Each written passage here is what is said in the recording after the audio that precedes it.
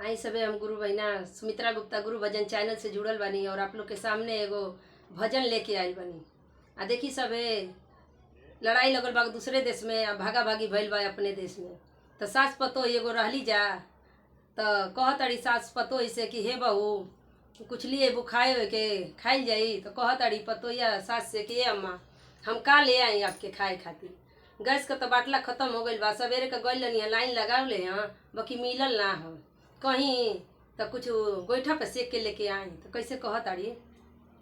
Line लगल बाटे बटला गैस का मिलत नइखे अम्मा जी, गैस का बाटला न मिलत बा लागल लाइन अम्मा जी, अब खाए के मिली ना पकौड़ी कचौड़ी अम्मा जी, अब मिली ना पकौड़ी कचौड़ी अम्मा जी, अब मिली नाही बरा हो बीजान अम्मा जी,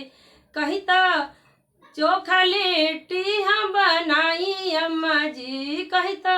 लिट्टी और चोखा बनाई अम्मा जी, अब मिली ना पकौड़ी कचौड़ी अम्मा जी, अब मिली ना पकौड़ी कचौड़ी अम्मा जी।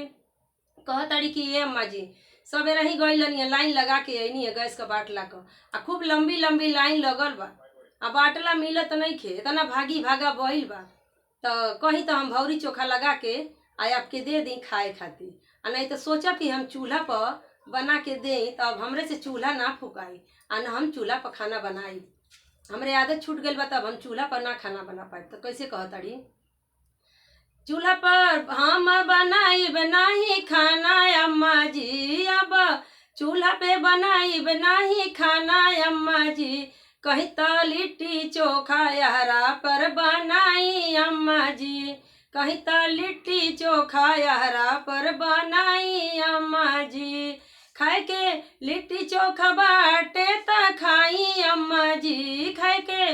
लिट्टी चोखा बाटे त खाई अम्मा जी, अब पकौड़ी कचौड़ी नाही मिली अम्मा जी, अब पकौड़ी कचौड़ी नाही मिली अम्मा जी। कहताड़ी कि इतना मगजमारी हो गइल बा गैस का बाटला का कि अब जिले बहुत कहनी है कि ये अम्मा अरे बहू पकौड़ी कचौड़ी बना के लिए आओ, ब्रेड पकौड़ा बना के लिए आओ, तो बड़ा बना बना के दी हली। अब आशा करो कि हम बना के दे दे, तो गैस चूल्हा पे है नहीं खे आई लकड़ा गोईठा के चूल्हा पे अब हम बना के देवे वाला नहीं खी। अरे वो बड़ा आज ले रुआब झर ली हैं, पर अब आपको रुआब ना चली। तो कैसे कहताड़ी, अब बहिन ले झरली रउआ बड़ा रुआब हो, अब बहिन ले झरली अम्मा बहुते रुआब हो, अब बैठी रौरा खाली मन मार हो, अब बैठी अम्मा हो रौरा मन मार हो, अब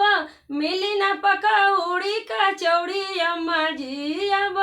मिली ना पकौड़ी कचौड़ी अम्मा जी, अब तीनों पहर मिली ना चाय अम्मा जी, अब तीनों पहर मिली ना चाय अम्मा जी,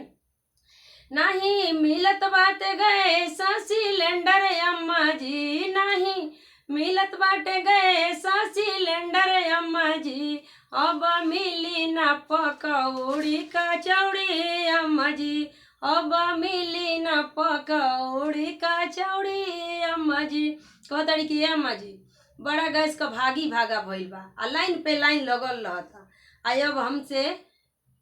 गैस पे चूल्हा पे खाना ना बनी। तो कहताड़ी कहीं तो आहरा पे बैठा दी पिठौरी अम्मा जी, कहीं तो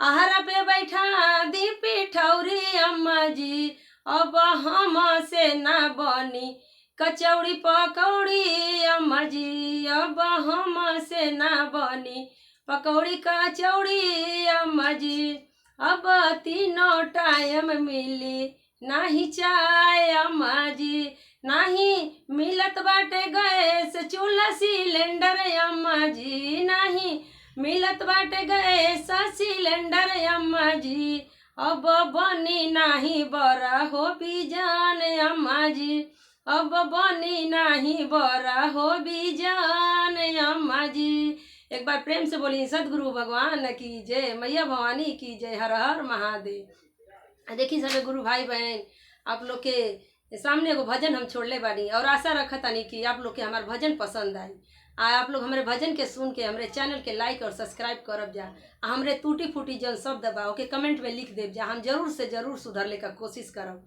और आप लोग के आशीर्वाद और दुलार का हम इंतजार करब। एक बार प्रेम से बोली भोले बाबा की जय, मैया भवानी की जय, हर हर महादेव।